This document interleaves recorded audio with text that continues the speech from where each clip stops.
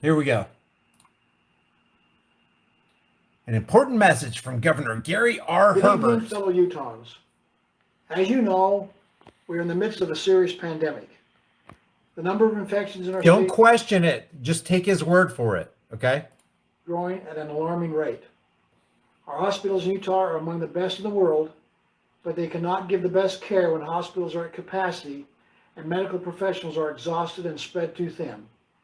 And that is what is happening now. In our war against COVID-19, we need our doctors and our nurses, and now they need us. They're pleading. And guess what? Gary's here to help. Because, you know, the nine most terrifying words in the English language are not, I'm from the government and I'm here to help. Forget about what William Pitt the Younger said when he said, necessity is the plea for every infringement of human freedoms. It's the argument of tyrants. It's the creed of slaves. It's necessary. Gary's going to lay upon you the heavy burden of necessity, okay? Hey, he hasn't even warmed up yet, guys. Stay tuned. Stay tuned. Our help. The stakes are high. Lives are at risk as COVID-19 cases surge, and we report record hospitalizations and new deaths day after day. Our hospitals are full. This threatens patients who rely on hospital care, from everything from COVID-19 to emergencies like heart attacks, strokes, surgeries, and trauma. We must work together to keep infections low until a vaccine is available. Therefore, tonight... Okay, so what's that a setup for, okay?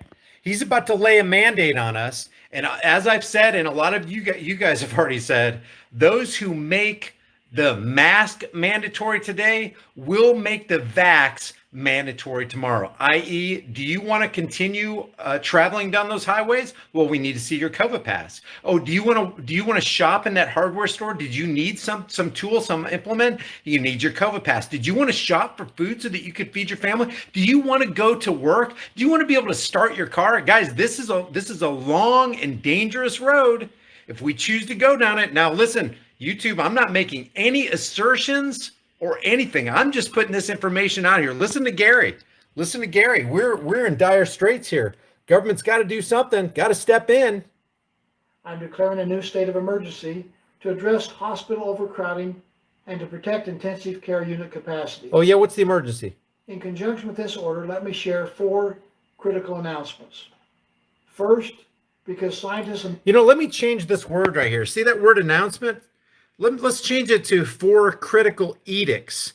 Listen to edict number 1 and just see if you, as the American public or just the general world public and humanity, agree with what Gary's about to say here. By the way, this is GOP Gary. This is red Gary. Look at the election map right here. Look at the election map for Utah. Utah is clearly a red state, voted for Donald Trump, 58.4% to Joe Biden's 37.7%. So we got clearly a red state. This is clearly a conservative population, a conservative GOP governor. There's 3.206 million people in Utah as of 2019. So lay it on us, Gary. What you got to say for us? Medical experts overwhelmingly recommend masks as an effective way to limit the spread of COVID-19.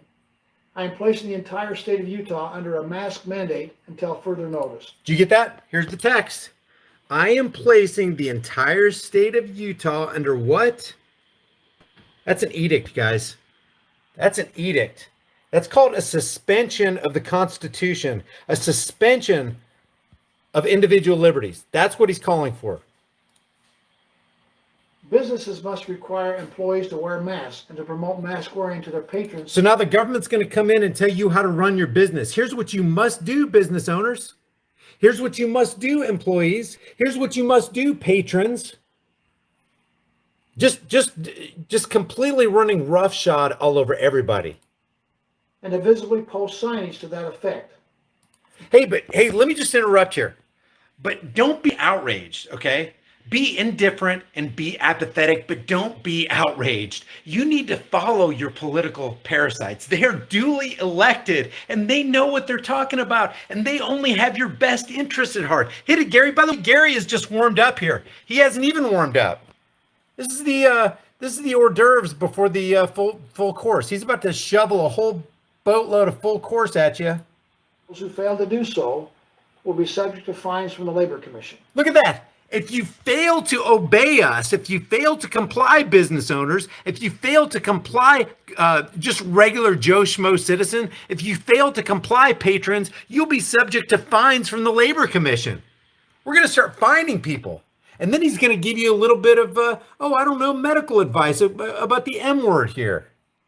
Being real careful on this platform. Masks do not negatively affect our economy, and wearing them is the easiest way to slow the spread of the virus. And by the way, those things that you put over your mouth, they don't negatively affect the psychological upbringing and makeup of little kids. You know, because kids don't need to see your facial expressions to know how to conduct themselves in life. Kids don't need to see if you love them or if you're angry at them. Kids need to just see you masked up.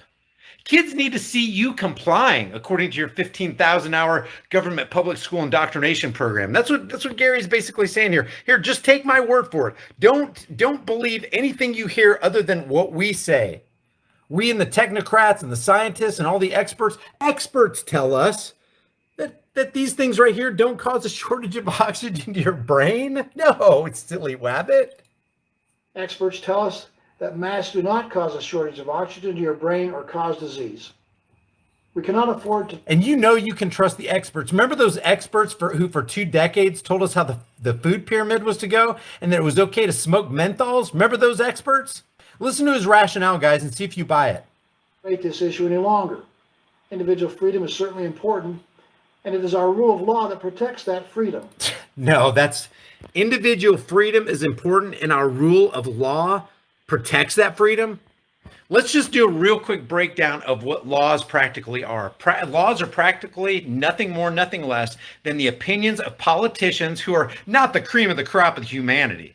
The laws of politicians backed by what? The threat of force. The government gun coming to your head and saying, if you don't obey this law, you will be punished. You will be cited. You will be fined. You will be kidnapped. You will be imprisoned. You will be caged. Yeah, right. Laws are there to protect your freedoms. Laws are there to protect the freedoms of politicians and bankster puppets. Laws are put in place to protect all of us. That's why we have traffic lights and speed limits and seat belts. So let me ask you this right here. That's why we have traffic lights, speed limits, and seat belts. And he's about to say, and that's why we now have that mandate right there. So what do you think about traffic lights? What do you think about the government telling you when you can go, when you have to stop? Do you think that keeps us safe? What do you think about speed limits and seat belts? Do you think that's in accordance with any kind of individual liberty or sovereignty? Let me just remind you something. 18 USC 241, conspiracy against rights, and 18 USC 242, deprivation of rights under color of law. Let me just read 18 USC 242 real quick, just as a real quick brush up. I mean, this is federal law, right? They got to obey it, right?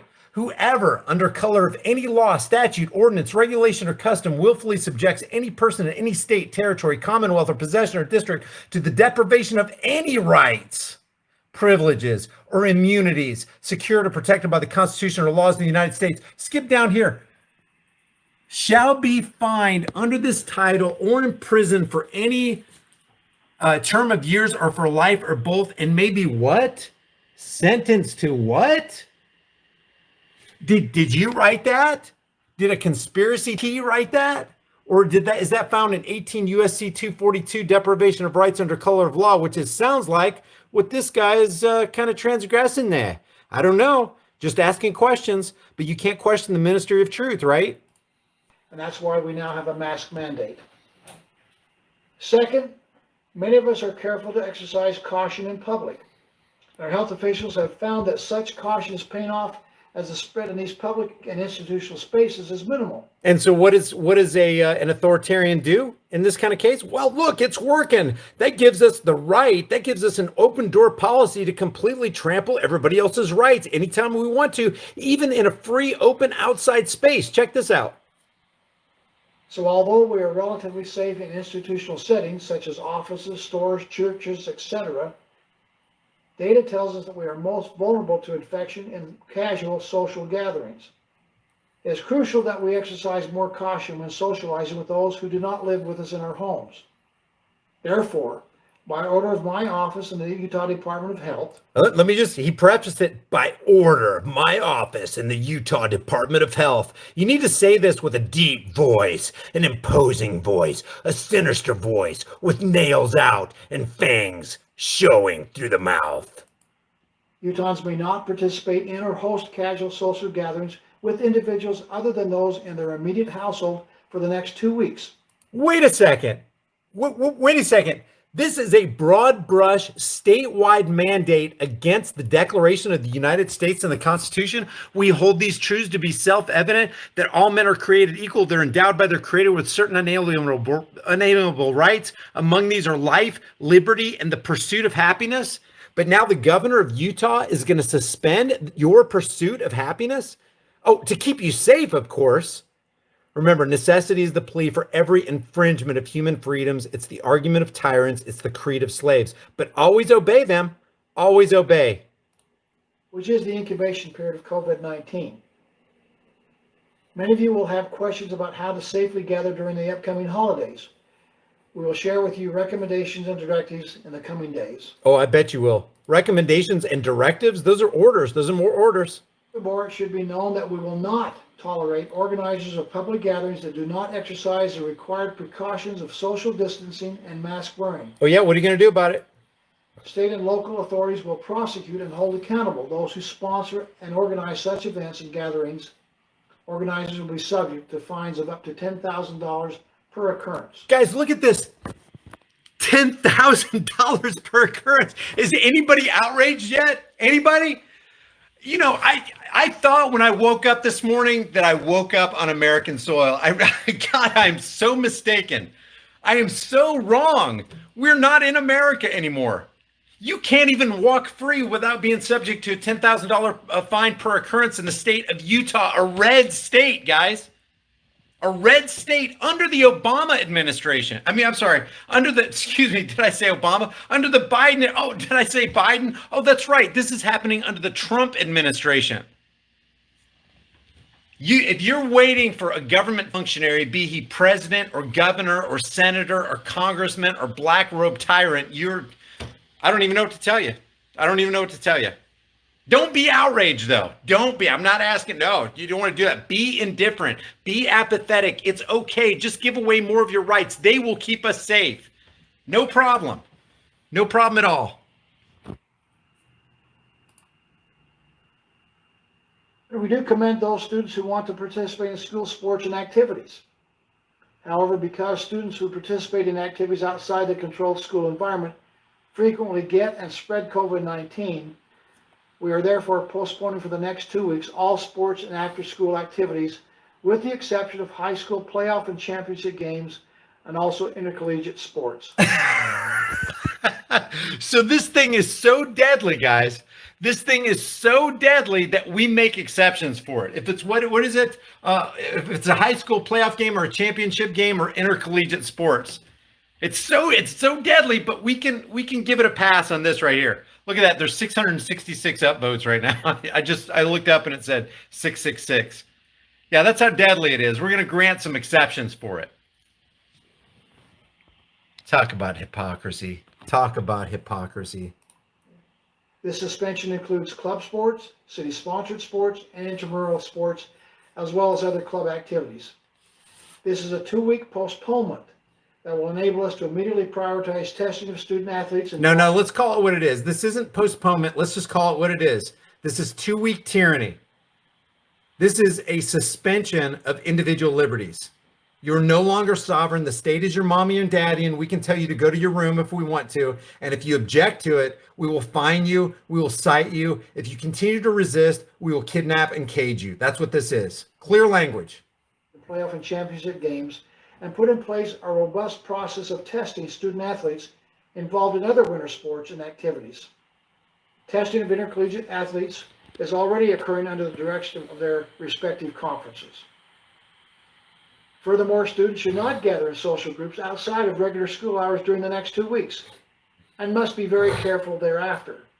Our data shows that individuals aged 15 to 24 have not been careful in their casual social gatherings, and that the highest rates of spread are now occurring among this age group. Fourth, during this 2-week period, our public health teams will significantly expand our testing operations. Oh, I bet you will. During this 2-week period and beyond, we will test more people who have symptoms, and we will also launch a targeted testing program for those who don't have symptoms.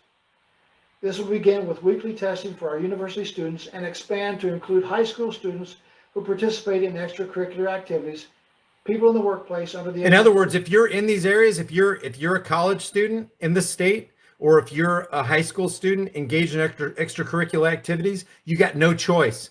You got no choice. You're going to be tested. This is a testing mandate. 5, and our high school. And don't think it's going to stop with them either. I mean, this thing starts ramping up and those Johns Hopkins University fear-porn death map numbers start rising and people start freaking out. They're going to be begging for more chains of their own oppression. We will also expand the role of our National Guard in testing and contact tracing. Yeah, of course. Contact tracing. What's the euphemism? That's a euphemism for what? Oh, that's right. Constitution trampling. Remember that Constitution we used to have? That this guy right here swore to uphold, protect, and defend from all enemies, foreign and domestic. And then he turns around to become the very domestic enemy that he swore to protect you and I from. Yeah, that Constitution. Now let me be clear. Oh, don't worry. You've been very clear. What I have shared with you this evening is not a shutdown of our society or our economy. We're not- I don't even know what to say, man. I don't know what to say other than there's 3.2 million of you. Are you going to let a few people control the many? Like the sheepdogs in the wilderness who are corralling all the sheep so easily? Closing any businesses. Our health experts, in fact, agree that a full economic shutdown is not necessary nor warranted to slow the spread of COVID-19. Yeah, basically what he's saying is because our health experts agree that a full economic shutdown is not necessary, we're not doing it. But the moment they start going, you know what? I think we're changing our tune now. A full shutdown is necessary. This guy is going to follow suit because he doesn't care about obeying his oath and honoring his oath and protecting individual liberties. That the wearing of masks and exercising every precaution when it comes to gathering with others, including social distancing, is crucial. Utah is open for business. You can still shop, dine in, or carry out, exercise, worship, and recreate, and many other things. But it's only under our watchful eye. I'm done with this guy.